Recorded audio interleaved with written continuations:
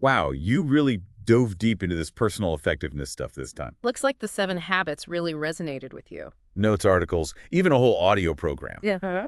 I'm particularly fascinated by this story you flagged from the audio program about a father and son, butting heads over yard work. It seems like such a classic communication breakdown. Yeah, and it's interesting how, even without explicitly mentioning habits 1, 2, and 3, your materials still hint at them through the examples and situations. Well, that's interesting. So even though we don't have chapters titled Be Proactive, maybe we can tease out what that would look like in the context of that father-son yard work dilemma. Exactly. Imagine if that father, instead of reacting with frustration to his son's reluctance, had paused and considered his own circle of influence. Could he reframe the chore as like a shared project or offer guidance instead of commands? That subtle shift in perspective, that's where proactivity really I shines. see what you mean. So it's not just about, gritting your teeth and powering through. It's about recognizing where you do have agency, even in a messy situation. And that segues nicely into habit 2, beginning with the end in mind. Your notes here actually mention SMART goals, which is a really practical framework for putting this habit into action. So maybe for that dad, it's less about a perfectly manicured lawn and more about, teaching his son responsibility and teamwork. Mm. That's the end he's visualizing. Precisely. It's not just about achieving the task, it's about the values and growth you're aiming for along the way. Hmm. Almost like a mental compass guiding your actions, not just a to-do list. Exactly. And then we have habit 3, which in this scenario could be the father deciding, okay, connecting with my son matters more right now than getting the yard done perfectly by myself. He's prioritizing the relationship over, immediate task completion. So ruthlessly prioritizing, but in a way that aligns with his overall vision of what he wants for his family. These habits are starting to feel less like separate rules and more like interconnected gears in a system. You know what I mean? Yeah. Absolutely. And it's when those gears are aligned that we see the real magic happen, especially with the next habit, thinking win-win. That yard work story becomes a textbook example of how not to do it at first. The father's in win-lose mode. He wants the chore done. The son's resisting frustration mounts. Oh, yeah. I could practically hear the yelling from here. But your highlighted section of the audio program doesn't just say, be nice and compromise. It breaks down a win-win agreement into 5 key elements. And those are dead. Desired results, guidelines, resources, accountability, and consequences. Okay, so it's not just about being agreeable. It's about a structured approach that ensures both parties feel heard and valued. In that yard work scenario, it could look like the father and son clearly defining what a clean yard actually means to them. Maybe the son has different standards or ideas on how to get it done. Right, and by setting those guidelines and boundaries up front, they're avoiding future conflicts. It reminds me of that time I tried to collaborate on a project with a friend, and we just assumed we were on the same page. It was a disaster. Unclear expectations can sabotage even the best intentions. The resources element is also important. The father could offer to teach his son how to use the lawnmower properly, turning a chore into a learning opportunity. Ooh, that's clever.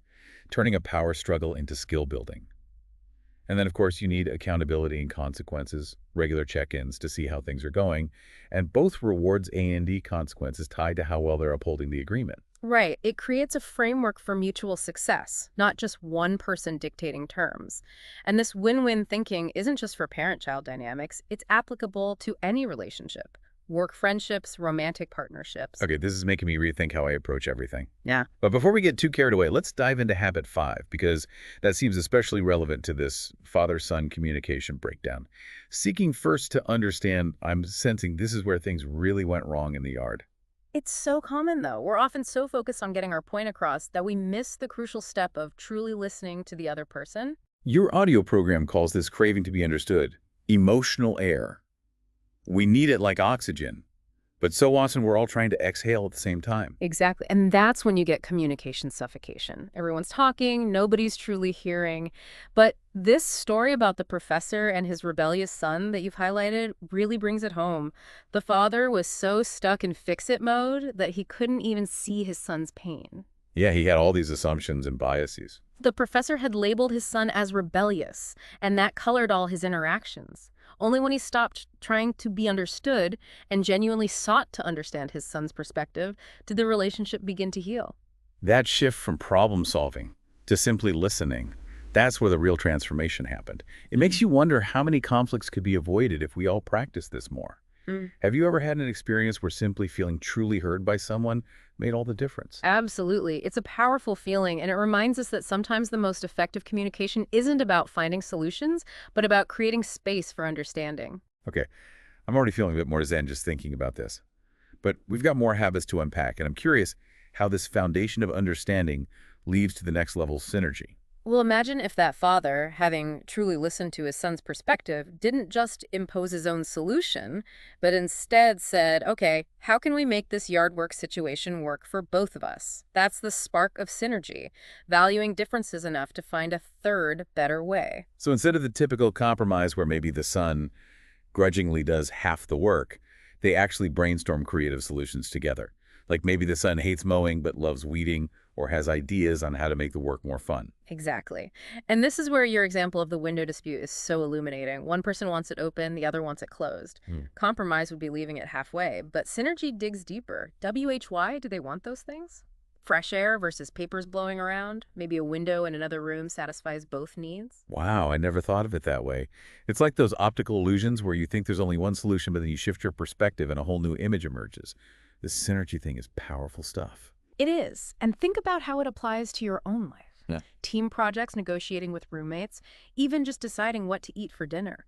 When we embrace differences as assets instead of obstacles, that's where the true magic of collaboration lies.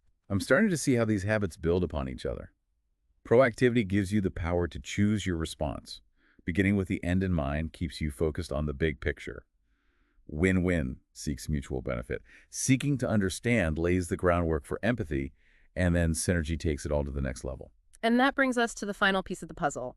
Habit 7, sharpening the saw. It's almost like the maintenance phase, ensuring you're equipped to keep using these habits effectively. Ooh, I like that analogy because a dull saw, no matter how good the technique, isn't going to get you very far.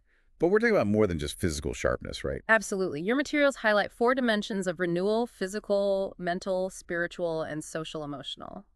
Think of it like tending to a garden. Each dimension needs care to flourish. So physically, that's the exercise, nutrition, stress management stuff we hear all the time. But in the context of these habits, it's not just about looking good, it's about having the energy and resilience to actually live them out. Right. Imagine trying to be proactive when you're running on fumes and junk food. The mental dimension is equally crucial. Your highlighted section mentions reading, writing, and learning, and a caution against excessive TV. Ah, so it's about actively feeding your mind, not just passively consuming whatever's on the screen. I'm definitely guilty of that sometimes. But in the context of these habits, it makes sense. The more you learn and grow mentally, the better equipped you are to tackle challenges and make effective decisions. And then there's the spiritual dimension, which often gets overlooked in personal development. But your materials mention connecting with values, finding meaning, and nurturing your inner self, almost like creating a strong internal compass. So even if the world feels chaotic, you've got that inner grounding to guide your choices. That's powerful stuff. And finally, this social-emotional dimension that seems like it ties back to all the relationship-focused habits we discussed earlier. It does. Investing in meaningful relationships, building trust, repairing broken connections. It's all part of sharpening the saw in this dimension. Because even the most effective individual needs a supportive network to thrive. I'm sensing a theme here. All these dimensions, they're interconnected, just like the habits themselves. You can't neglect one area and expect the others to flourish. It's a holistic approach to personal growth, wouldn't you say? Exactly. And that's what makes this concept of sharpening the saw so crucial. It's about investing in yourself across all these dimensions so you can show up as your best self, not just in specific situations, but in every aspect of your life. I'm already feeling inspired to go for a run and then curl up with a good book. But before I disappear into a self-improvement frenzy, maybe we should pause here for a bit and let all this goodness sink in. You know, it's remarkable how these habits, seemingly simple on the surface, can have such a ripple effect on our lives. Yeah, it's like they provide a framework for approaching everything with more intention and purpose. What's exciting is that they're not a one-size-fits-all formula. You know, these principles can be adapted to anyone regardless of their background, goals, or circumstances. So for our listener out there, eager to put these habits into practice, where would you even suggest they begin? It seems a bit daunting to overhaul your entire life all at once. You're absolutely right. Trying to tackle all 7 habits simultaneously would be overwhelming. I always recommend focusing on one habit at a time, choosing one that particularly resonates with you at this moment. Okay, so don't bite off more than you can chew. small, consistent steps. Exactly. And remember, it's not a race to the finish line. It's about cultivating a new way of thinking and behaving, which takes time and effort. There will be setbacks, but the key is to keep learning and refining your approach. It's like building a muscle. Consistency and persistence are key even when you don't see immediate results. You've got it. And what's interesting is that as you start to integrate one habit, you'll likely find it influences the others. For instance, as you become more proactive, habit one, you might naturally start thinking about your long-term goals, habit two, and prioritizing accordingly, habit three. So it's not about mastering each habit in isolation, but rather understanding how they work together synergistically. They're interconnected pieces of the puzzle. Precisely. It's a holistic approach to personal effectiveness. So let's say our listener has chosen a habit to focus on. What are some practical steps they can take to weave it into their daily life? Let's stick with habit one, being proactive, as an example. Well, one practical step could be to start paying attention to areas where you feel reactive or out of control. Your notes mention feeling overwhelmed by your to-do list. That's a perfect starting point. I think we can all relate to that. It's easy to feel like you're constantly putting out fires instead of making progress on what truly matters. Exactly. So instead of reacting with stress and overwhelm, ask yourself, what can I control in this situation? Maybe it's about implementing a new system for prioritizing tasks or delegating responsibilities, or simply saying no to commitments that don't align with your goals. So it's about identifying those triggers that send you into reactive mode and then consciously choosing a different response. Right. Another practical step could be to start noticing your language. Do you often say things like, I have to or I can't? Those phrases reflect a mindset of being trapped or powerless. Oh, that's a good point. I catch myself doing that sometimes. By consciously replacing those phrases with, I choose to or I'm learning to, you shift your mindset from one of obligation to one of empowerment. It's such a subtle shift, but I could see how it could make a big difference in how you approach challenges. It's about reclaiming your agency, even in situations that feel restrictive. Precisely.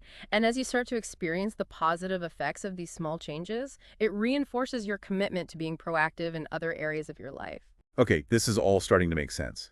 But what about those moments when you hit a wall, when motivation wanes?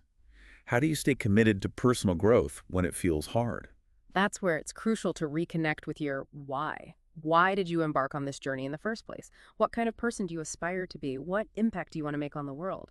Your notes mention a desire to build stronger relationships. That's a powerful motivator. So it's about reminding yourself of the bigger picture, the values and aspirations that drive your actions. It's easy to get lost in the day-to-day grind and forget about the larger purpose. Right, and it's also helpful to celebrate your wins along the way, no matter how small. Acknowledge your progress, even if it feels insignificant. Every step forward is a victory. It's true. We often focus on what we haven't achieved yet rather than appreciating how far we've come. Celebrating those milestones, big and small, can really fuel our motivation. Absolutely.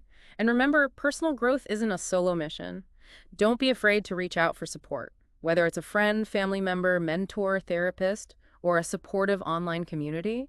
Sharing your struggles and triumphs with others can make the journey feel less daunting. That's a great reminder. It's easy to feel isolated when you're trying to make changes, but having a support system can make all the difference. And lastly, remember that there's no one right way to implement these habits. What works for one person may not work for another. It's about experimenting, finding what resonates with you, and tailoring these principles to fit your unique personality and lifestyle. It's about making these habits your own, not trying to fit into someone else's mold. Exactly.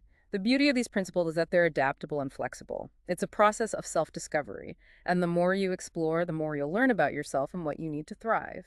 I love that. It's not about following a rigid set of rules, but rather about finding what works for you and continuously evolving your approach. Okay, so we've talked about starting small, staying motivated, and personalizing these habits, but let's zoom out a bit and consider the bigger picture. What's the overall impact of embracing these habits? How do they affect your relationships, your work, your overall well-being? Well, when you start living in alignment with these principles, you'll likely notice a positive shift in all areas of your life. Your relationships will become more authentic and fulfilling. You'll be more effective and productive at work, and you'll experience a greater sense of peace and purpose. So it's not just about checking boxes and achieving external success. It's about cultivating a deeper sense of fulfillment and well-being. Precisely. It's about aligning your actions with your values and creating a life that feels meaningful and purposeful. And as you continue to grow and evolve, you'll inspire those around you to do the same. I love that idea of being a ripple effect of positive change.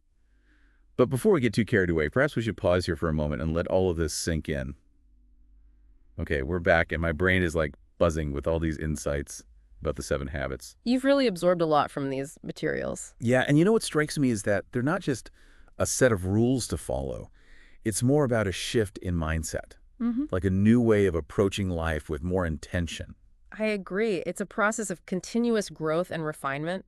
The learning never really stops. What I'm curious about is, beyond the individual benefits, what's the ripple effect of embracing these habits? How does it impact the world around us? That's a great question, and one that Covey himself emphasized. When we become more proactive, more empathetic, more focused on win-win solutions, it creates positive energy that radiates outward. So it's not just about self-improvement, it's about becoming a force for good in the world. I love that. But as we wrap up this deep dive, I keep coming back to that father-son story. It really highlights the transformative power of these habits. Imagine if that father, armed with these principles, approached the situation differently. Instead of a power struggle, it becomes an opportunity for connection and growth. Exactly. And maybe that shared experience of tackling the yard work becomes a foundation for deeper communication and understanding down the road. It's like that pebble in the pond analogy. The positive effects ripple outwards, impacting not just them, but their whole family. And that's what's so inspiring about these habits. They empower us to create positive change, not just in our own lives, but in the lives of those around us. Those small acts of kindness, understanding, and collaboration contribute to a better world. I'm walking away from this conversation feeling energized and hopeful. It's a good reminder that personal growth isn't just about achieving goals. It's about becoming the best version of ourselves so we can show up more fully in the world. It's about living a life of meaning and purpose. This has been such a thought-provoking deep dive. Thank you for sharing all these amazing materials with us. It's given us so much to think about and apply to our own lives. Absolutely. Remember, these principles are a journey, not a destination. Be patient with yourself, celebrate your wins, and never stop learning and growing. And to our listener out there, keep those insightful questions coming. Until next time, keep diving deep.